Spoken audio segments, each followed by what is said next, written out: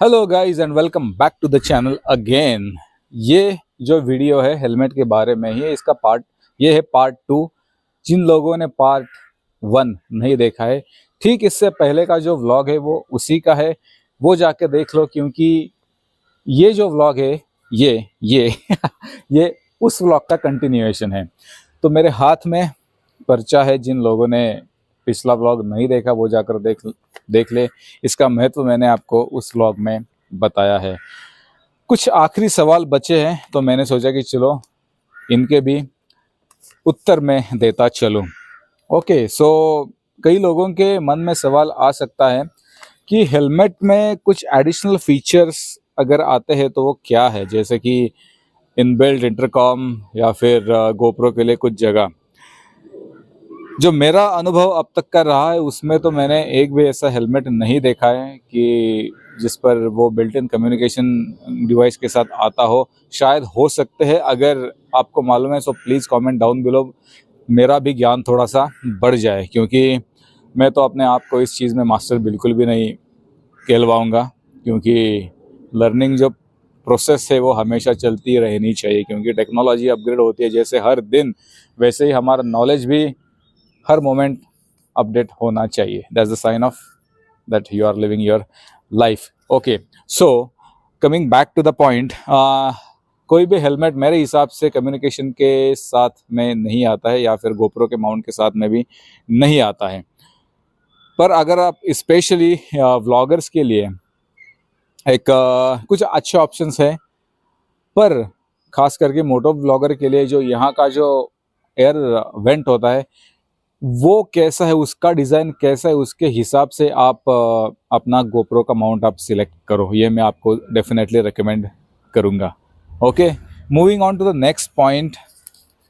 मैं इसे खुला ही रखूँगा अब। प्राइस रेंज, आई थिंक ये इसका जवाब मैंने पहले पार्ट 1 में दिया है ऑलरेडी। वापस एक बार देता चलूँ guys, it's up to you. बहुत रेंज के हेलमेट्स अवेलेबल है मेरे हिसाब से। 1000 रुपये से लेकर 1.5 लाख, 2 लाख, 2.5 लाख, कोई बड़ी बात नहीं है, अवेलेबल है। पर आपका सबसे बढ़िया आपका पर्पस क्या है, और सेकंड पॉइंट आता है कि आपका बजट क्या है। क्योंकि अगर आपका पर्पस सॉर्टेड है कि यार मुझे सिर्फ ऑफरोड करना है, मुझे सिर्फ टूरिंग ही करना है, तो उस हिसाब से आप जाकर ऑप्शन ले लोगे। मेरा पर्सनल एक्सपीरियंस ये है कि जब मैंने पहला मेरा हेलमेट लिया था ना, बिल्कुल भी क्लियर मैं था नहीं, तो काफ़ी दिक्कत हुई मुझे। और यहाँ पर हमारे 2 कैट्स है वो फाइट कर रहे हैं। It's a good distraction. So मुझे बहुत दिक्कत हुई थी और मेरा कुछ फिक्स बजट था भी नहीं। पर जैसे जैसे मुझे उसका ज्ञान आने लगा, मैंने मेरे सर्चेस और मेरा बजट फिक्स्ड में करता गया। अगर गाइस आप ऐसे ही जाओगे तो बहुत दिक्कत होगी, ट्रस्ट मी ऑन दैट। क्योंकि इतने सारे ऑप्शंस, ढेर सारे ऑप्शन अवेलेबल है ना, सिर चकरा जाता है absolutely. Okay, moving on to the next point, reviews and received recommendations. Okay, so first of all, आजकल क्या हुआ है ना कि बहुत, अगर आप फॉर एग्जांपल, जैसे कि मेरे पास आपको पता है कि BMW की 310 GS है, तो वो उनकी राइड्स वो ऑर्गेनाइज करते हैं। अगर आप उन राइड को जाते हो रेगुलर, तो you get to know more other riders. आपकी बहुत ही नए नए राइडर्स के साथ आपकी जान पहचान होते हैं, उसमें कुछ सीनियर भी हो सकते हैं। और यहाँ पर आता है उनका एक्सपीरियंस। तो आप उनसे पूछ सकते हैं कि ये मेरे दिमाग में हेलमेट लेने का चल रहा है, ये फिलहाल तो मैं ये यूज़ कर रहा हूँ, आई डोंट नो कि ये कितना जाएगा, इसका क्या है। और वो जो एक्सपीरियंस्ड राइडर है वो आपको डेफिनेटली गाइड करेंगे, ट्रस्ट मी ऑन दैट, क्योंकि उन्होंने मुझे भी गाइड किया है। So I am guys, thanks a lot for being there, especially Mr. Prasad Kulkarni. He is one of my inspiration who made me buy BMW 310 GS actually, क्योंकि उन्होंने मुझे कहा था कि यार BMW का सस्पेंशन बहुत ही बढ़िया है, तो just go for it. Okay, moving on to the next point, should I try helmet before buying it? Absolutely 100% ये आपको करना ही चाहिए। मैं तो बोलूँगा कि यार कोई भी राइडिंग गियर हो वो आप शॉप में जाकर एक बार ट्राई करो, फिर आप चूज़ करो, क्योंकि फॉर एग्जांपल हेलमेट, मैंने कहा कि हेलमेट थोड़ा सा स्नक फिट होना चाहिए। बहुत से लोगों को इनिशियली ये डिस्कम्फर्टेबल लगता है, मुझे भी हुआ था, क्योंकि आपके जो गाल है ना वो ऐसे ऊपर आते हैं and it's not the best best position.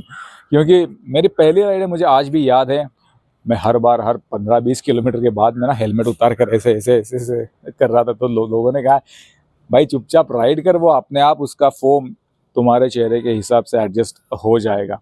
So guys please, yes, if you are planning to buy helmet, please go to the shop, try it before you buy it.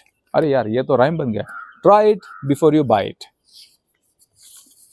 Okay, next, warranty और guarantee. Okay, first of all, हाँ, और इसमें एक point मुझे available mention करना चाहिए, वो है अवेलेबिलिटी।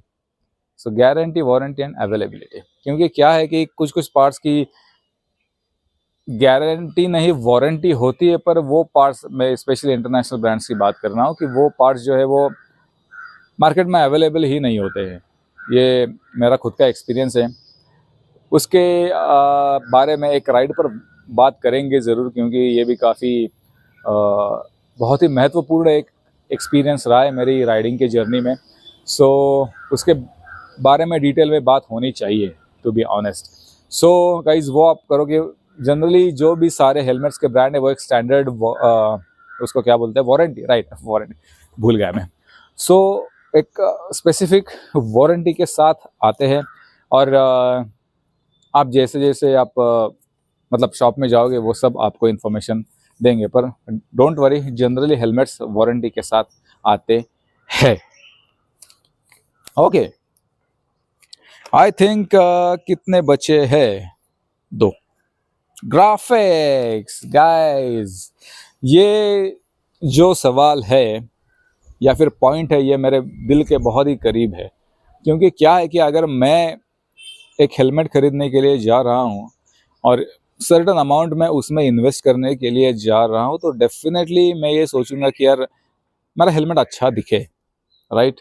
क्योंकि कुछ लोग ऐसे भी हैं जिनको बहुत ही हम्बल ग्राफिक्स वाले हेलमेट्स अच्छे लगते हैं। मेरे पास जो भी है, एक मेरा HJC का छोड़कर बाकी के सब जो मेरे हैं, उनके सब के ग्राफिक्स बहुत ही फंकी है।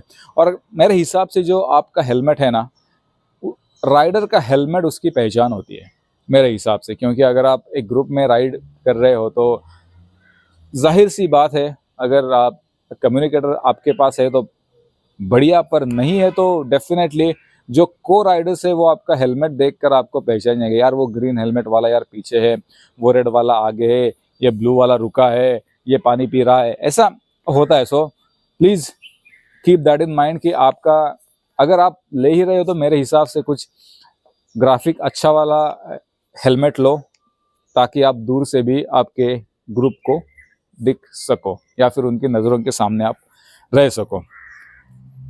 Last point, brands. गाइज, मैं यहाँ पर किसी भी ब्रांड का प्रमोशन बिल्कुल भी नहीं करना चाहता। There are so many brands available in the market. Just सिर्फ मेरी एक रिक्वेस्ट है कि कोई भी हेलमेट बाय करने से पहले आप जाओ उधर, और हेलमेट के पार्ट्स की अवेलेबिलिटी कितनी है, स्पेशली वाइजर की और उसके मैकेनिज्म की, तो एक बार आप चेक कर लो। क्योंकि जब कोई अच्छा ब्रांड का हेलमेट आप लेते हो तो उसका कुशन चल जाता है, मतलब मेरा तो बहुत चला है कुशन। और सो मेरे हिसाब से आपको ये बात ध्यान में रखनी चाहिए कि जिस ब्रांड्स के पार्ट्स अवेलेबल हो वो हेलमेट आप ले लो, पर हेलमेट सब उन सर्टिफिकेशंस को सेटिस्फाई करना चाहिए। मतलब हर हेलमेट के ऊपर जो जो मैंडेटरी सर्टिफिकेशंस हैं वो हेलमेट के ऊपर आने ही चाहिए। सो गाइज, ये व्लॉग अभी एंड नहीं हो रहा है, ये व्लॉग एंड होगा डेस्टिनेशन मोटो में, जहाँ पर मैं आपको दिखाऊंगा कि हेलमेट का नाप कैसे लेते हैं, हेलमेट के साइजेस क्या है, और मनीष सर से बात करेंगे कि थोड़ा बहुत हमको हेलमेट के सर्टिफिकेशन के बारे में जानकारी दो। Now over to Manish sir and destination moto. Well guys, Pune में धुआंधार बारिश चल रही है, पर जैसे कि मैंने आपको प्रॉमिस किया था कि व्लॉग का एंड मैं करूंगा डेस्टिनेशन मोटो में, so finally I am here with Manish sir. So Manish sir welcome back. और सवाल ये है कि हेलमेट के सबसे इम्पोर्टेंट सर्टिफिकेशन कौन से और मैंडेटरी भी? फिलहाल की कंडीशन में इंडिया में अगर बोला जाए तो वो आता है ISI। मतलब अगर आप कोई मैन्युफैक्चरर हो या फिर importer, it is mandatory for you to get the ISI certification on to the helmet. उसके अलावा ये तो बेसिक हो गया, इंडिया में अगर किसी को यूज़ करना है या फिर बेचना है सो ISI इज़ मैंडेटरी। उसके अलावा आपको अगर उसमें और सेफ्टी चाहिए तो उसमें आता है DOT रेटिंग, जो कि US का ISI उसको बोल सकते हैं। The full form is department of traffic. उसके अलावा आता है ECE रेटिंग। उसके बाद में और एक सर्टिफिकेशन आता है जिसको हम बोलते हैं स्नेल रेटिंग, जो कि काफ़ी सारे जो बोल सकते हैं अपन फार्मूला के रेसेस में या फिर MotoGP रेसेस में इन सारे सर्टिफिकेशंस का इस्तेमाल होता है। उसमें और एक आजकल जो नया ट्रेंड चल रहा है, डिमांड चल रहा है लोगों का, कि वो FIM या फिर फिल्म सर्टिफाइड हेलमेट जो होता है, FIM, right? FIM, it is basically MotoGP ready helmet.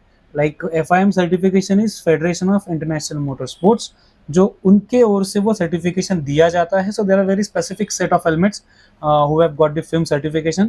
तो ये बेसिक सारे सर्टिफिकेशन हैं। ISI सबसे बेसिक, उसके बाद में DOT, EC, स्नेल, और उसके बाद में आएगा फिल्म सर्टिफिकेशन या फिर FIM certification. Well, thank you Manish sir. और एक आखिरी काम सिर्फ बचा है, उसके बाद हम करेंगे व्लॉग का एंड, और वो है हेलमेट का नाप कैसे लेते हैं। ये बहुत कन्फ्यूजन है, तो चलो मैं ही आपको दिखाता हूँ मेरा हेलमेट का साइज़ क्या है और मेरे साइज को कौन सा हेलमेट सूट होगा। करेक्ट। सो गाइज, अभी सबसे इम्पोर्टेंट पॉइंट इस वीडियो का, यस, हेलमेट का नाप कैसे लेना है। सो मेरे साथ है Amol. Amol please come here. ये मेरा हेड का नाप लेकर आपको दिखाएगा। उसके बाद में हेड का नाप जितना आएगा उस हिसाब से हम हेलमेट चूज करेंगे। सो अमोल, आप ध्यान से देख लो कि हेलमेट का नाप कैसे लेना है। 57 XL। सो गाइज, नाप आया है 57। ये है मेरा हेड साइज, और ये सेंटीमीटर है या mm है? सेंटीमीटर। ये सेंटीमीटर में होता है। सो अभी हम सिलेक्ट करेंगे हेलमेट। यस, सो साइजेस, ये हेलमेट मुझे अच्छा दिख रहा है। 5960 है, लार्ज है। सो अगला हेलमेट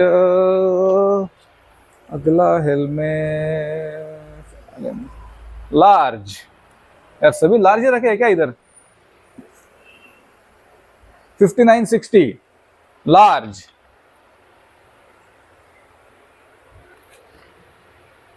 हाँ, 57 58 मिल गया गाइज। यहाँ पर थोड़ा सा कंफ्यूजन है क्योंकि यहाँ पर 55 56 भी आता है और उसका साइज भी मीडियम ही आता है। एम आई राइट अमोल? ओके, पर आपको थोड़ा सा पहन कर देखना पड़ेगा। मैं डिस्क्रिप्शन में नहीं, इसके बाद एक मैं छोटा मैं फोटो डालूंगा, वहां पर आपको हेलमेट के साइज मिल जाएंगे। तो मैं पहन कर देखता हूं मैं, if it fits me properly. Absolutely guys, it fits me perfectly, और स्नक फिट है, डबल डी है, और मेरे गाल ऊपर भी आ रहे हैं। So it's a perfect fit for me. चलो गाइस, फाइनली आपको ये भी मैंने दिखा दिया, और इसी के साथ मैं करता हूँ व्लॉग का एंड। उम्मीद करता हूँ ये भी व्लॉग आपको पसंद आया होगा। अगर ये भी व्लॉग आपको पसंद आए तो please consider subscribing to my YouTube channel which is of course fit Rishi vlogs. और ये चैनल अपने दोस्तों और फैमिली मेंबर के साथ भी शेयर करो। सॉरी, थोड़ा सा गला सूख गया है, पर कोई बात नहीं, इसके बाद मैं पानी पी लूंगा मैं। ऑन दिस नोट गाइज, आपको मिलता हूं मैं अगले व्लॉग में। अंटिल देन, चाओ।